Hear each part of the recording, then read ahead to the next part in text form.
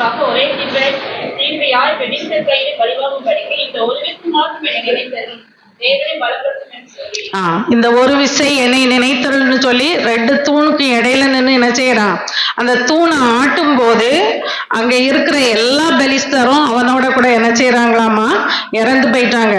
அந்த 15ஆம் அதிகாரம் 30வது வசனத்துல கடைசியில பார்க்கும்போது அவன் சாகும்போது அவனால் கொல்லப்பட்டவர்கள் அதிகமாய் இருந்தார்கள். நாமும் கூட நம்முடைய கஷ்டமான சூழ்நிலைகளை ஆண்டவரே இந்த சூழ்நிலையில் என்னை நினைத்திரளும் என்று ஜபிக்கும் பொழுது ஆண்டவர் கண்டிப்பாக அந்த சூழ்நிலையை மாற்றுகிற தேவனா இருக்கிறார். இன்னொரு ஆள் ஜபிச்சார், நினைத்தரலும்னு ஒரு அதிகாரம் முழுதுமே பாத்தீங்கன்னா அவர் என்ன செய்வாரு, அந்த வார்த்தையை அடிக்கடி பயன்படுத்துவார். அவர் யாரு?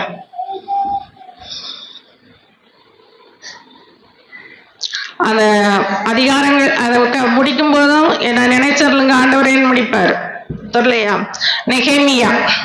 நெகேமியா அவரும் ஒரு சின்ன தீர்க்கதரிசி தான். எருசலேம்ல அவங்க என்ன செய்துச்சு, இடிபட்டு போயிட்டு. இதை இவர் ராஜாவுக்கு பானபாத்திரக்காரனாக என்ன செய்யறாருன்னா இருக்கிறாரு.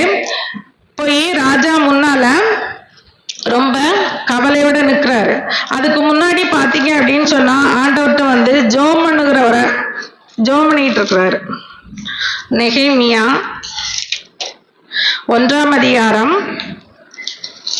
நெகேமியா 1ஆம் அதிகாரம் 8-9 வசனங்கள்.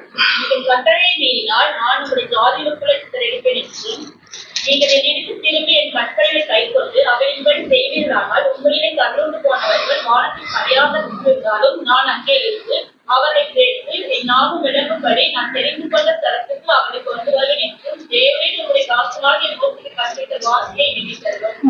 நான் நினைக்கிறேன் அந்த சிலுவையில் அறையப்பட்ட கள்ளன் இதை என்ன செய்திருக்கான், மோசே நியாயப்பிரமாணத்தை அறிந்தவனாக என்ன செய்திருக்கிறான், இருந்திருக்கிறான்னு.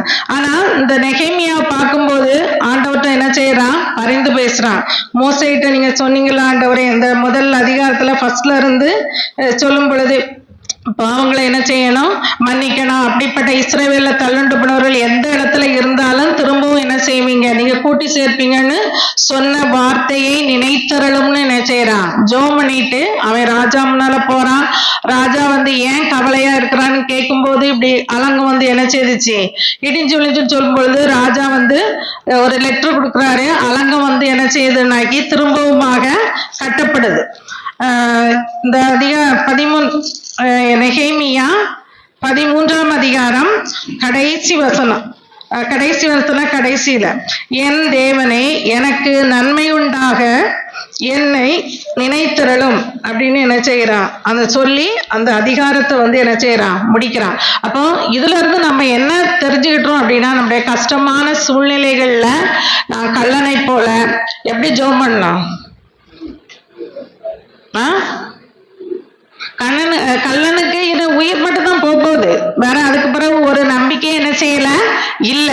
ஆனாலும் ஆண்டவர்கிட்ட என்ன செய்யறான், சொல்ல போறான். ஆண்டவர் கண்டிப்பா அவர் மறிச்சு திருப்பி என்ன செய்வாருன்னா பரலோகத்துக்கு போகும்போது என்னை நினைத்திரள்னு சொல்லும் பொழுது ஆண்டவர் அவருடைய பாவங்களை எல்லாவற்றையும் மன்னித்து திரும்பவும் என்ன செய்துட்டாருன்னா பரதீசு அப்படின்னு சொன்னா அது பரலோகம் இல்லை.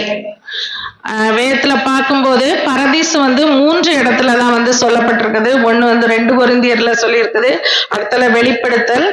இப்போ நம்ம வாசித்த அந்த பகுதியில பரதீசு அப்படின்னா இளைப்பாறுதல் இடம்னு சொல்றாங்க, இல்லைன்னா அது ஒரு தோட்டம்னு சொல்றாங்க.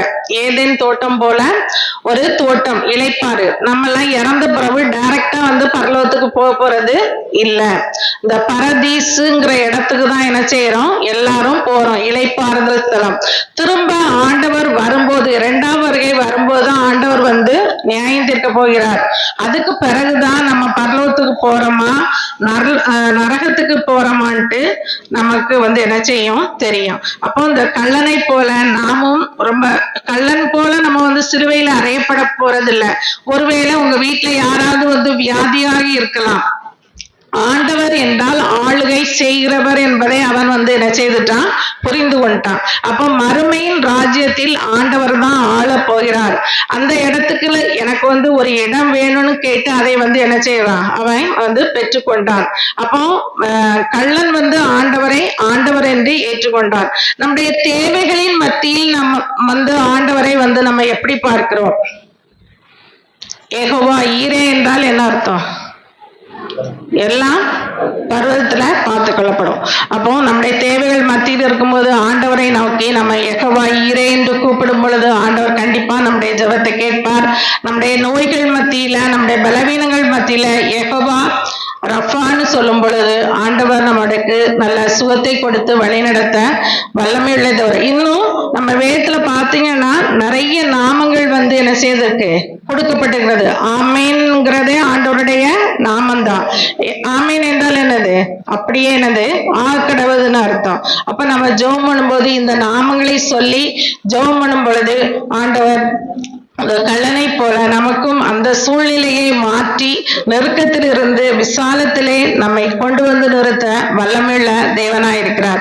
இன்னும் ஆதியாமத்துல ஒரு ஆளு இன்னொருத்தண்டை சொல்லலாம், நீ என்னை நினைத்தரல்னு சொன்னான். யோசேப்பை பத்தி எல்லாருக்கும் தெரியும். யோசேப்பு சொப்பனத்தெல்லாம் என்ன செய்வான், அர்த்தம் சொல்லுகிறவனாக காணப்பட்டான். அவனுடைய சிறைச்சாலையில இருக்கும் பொழுது ராஜாவினுடைய பானபாத்திரக்காரனும் இன்னொருத்தனும் என்ன செய்யறாங்க, ஒரு சொப்பனம் காண்கிறாங்க. அப்போ சொப்பனம் கண்டு அதன் பதில அர்த்தத்தை அவன் சொல்லும் பொழுது அதுபடியே என்ன செய்யுது, நடக்குது. அப்ப அதுக்கு அந்த அர்த்தத்தை அவன் சொல்லும் போது, நீங்க ராஜாட்ட வரும்போது என்ன செய்யுங்கப்பா, நினைச்சுக்கிடுங்க, நானும் என்ன செய்யணும், இந்த ஜெயில இருந்து வெளியே வரணும்னு சொல்லி ஆண்டவர்கிட்ட கூட சொல்லாம அவன் யார்கிட்ட சொல்றான், மனுஷகிட்ட சொல்றான். ஆனா நன்மை பெற்றவன் என்ன செய்யறானாமா, மறந்து போயிட்டு 2 வருஷம் கழிச்சுதான் என்ன செய்யுது, ஞாபகம் வருது. ஒருத்தன் நமக்கு சொப்பனத்தோட அர்த்தத்தை சொன்னானே அப்படின்னு சொல்லி ராஜாட்ட சொல்லி அதுக்கு பிறகு அவனை என்ன செய்யறாங்க, ஜெயில இருந்து கொண்டு வருவாங்க. நாமும் ஒவ்வொரு நாளும் ஆண்டவரே என்னை நினைத்தருளுங்க, எனக்கு நன்மை உண்டாக நினைத்தருளுங்க என்று நாம் சொல்லி ஜெபிக்கும்போது அது நம்முடைய தேவைகள் இல்லைன்னா நமக்கு நம்ம வீட்டுல குடும்பத்துல சமாதானம் இல்லையா, இன்னும் என்னென்ன கஷ்டங்கள் இருக்கிறதோ அதையெல்லாம் ஆண்டவரிடம் அறிக்கையிட்டு இந்த காரியத்துல என்னை நினைத்தரும் என்று இந்த கள்ளனை போல நாம் ஒரு சின்ன ஜெபம் சொன்னாலும் ஆண்டவர் அதை கேட்டு அதிலிருந்து நம்மை விடுவிக்க வல்லமையுள்ள தேவனாய் இருக்கிறார். ஆமென்.